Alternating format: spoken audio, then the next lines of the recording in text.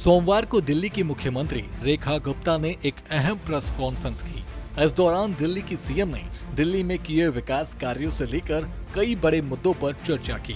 साथ ही सीएम ने बताया कि 3 महत्वपूर्ण बिल विधानसभा में पारित किए गए हैं, जबकि पिछली आम आदमी पार्टी की सरकार अपने 5 साल के कार्यकाल में मात्र 14 बिल ही सदन में पेश कर सकी थी, जिनमें से 5 आबकारी कानून से संबंधित थे।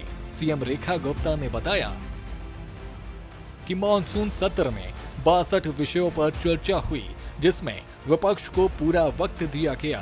खासकर जीएसटी के दोनों बिलों पर पारदर्शिता के साथ संवाद हुआ, जो केंद्र सरकार में पास हो चुके थे, लेकिन पिछली सरकार के वित्त विभाग की मंत्री ने कहा कि इस बारे में जानकारी नहीं थी।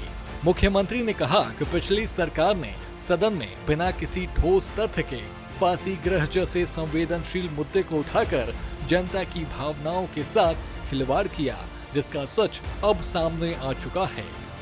पहली बार नियम 280 के तहत सभी मुद्दों को संबंधित विभागों को भेजा गया है और सभासदों को जवाब भी दिया जाएगा।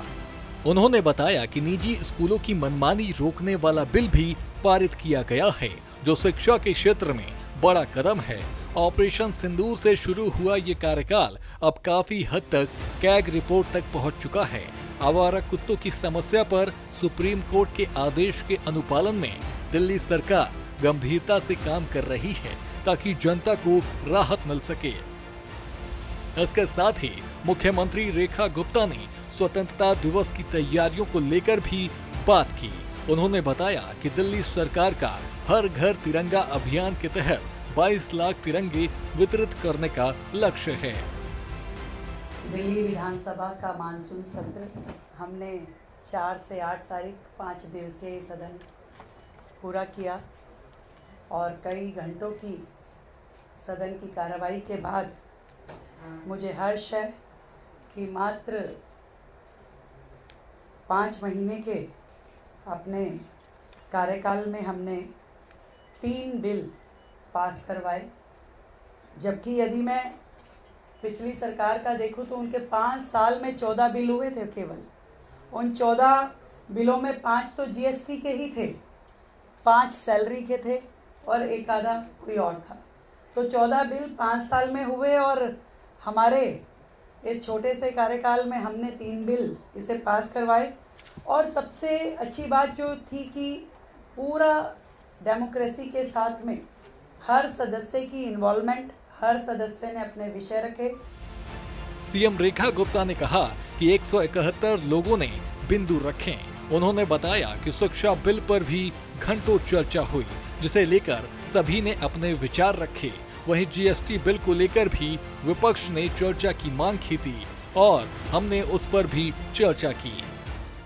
280 के तहत ही हमारे पास में 171 जो थे लोगों ने अपनी बातचीत रखी, बिंदु रखे और 62 विषयों पे ये सारी चर्चा हुई।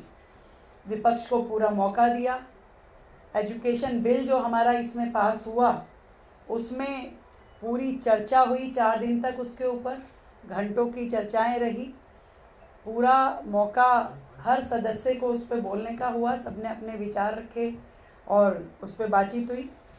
इसी तरीके से जीएसटी के भी दोनों बिल, जिसपे कि पहले कभी जीएसटी के बिलों पे चर्चा नहीं होती थी, विपक्ष ने कहा हमें चर्चा करनी है तो हमने उस पर चर्चा करने का पूरा मौका दिया। वहीं दिल्ली एनसीआर के सभी आवारा कुत्तों को 8 हफ्तों में आश्रय गृह में भेजने के सुप्रीम कोर्ट के आदेश पर दिल्ली सीएम रेखा गुप्ता ने कहा, दिल्ली की जनता वर्षों से इस विषय से परेशान है, हम इसके समाधान पर काम कर रहे थे। ये बात सच है, दिल्ली की जनता वर्षों से इस विषय पे परेशान है और सरकार, पिछली सरकारों ने जो किया और नगर निगम में जिस तरीके से काम चल रहा था, हम उन सब के ऊपर लगातार हमारी सरकार बनने के बाद से इन विषयों पे चर्चा करते हुए इसके समाधानों पे वर्कआउट कर ही रहे थे। इसमें माननीय कोर्ट ने जो आदेश दिया है वो भी हमारे लिए बहुत महत्वपूर्ण है। हमारा एक ही ध्येय है, दिल्ली की जनता को राहत देना।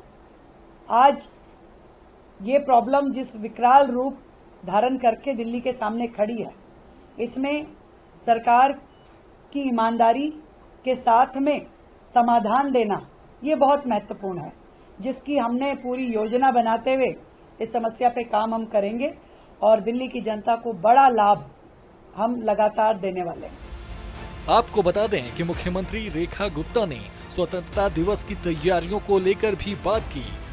उन्होंने बताया कि दिल्ली सरकार का हर घर तिरंगा अभियान के तहत 22 लाख तिरंगे वितरित करने का लक्ष्य है। दिल्ली से सूर्य समाचार के लिए विनय सिंह की रिपोर्ट।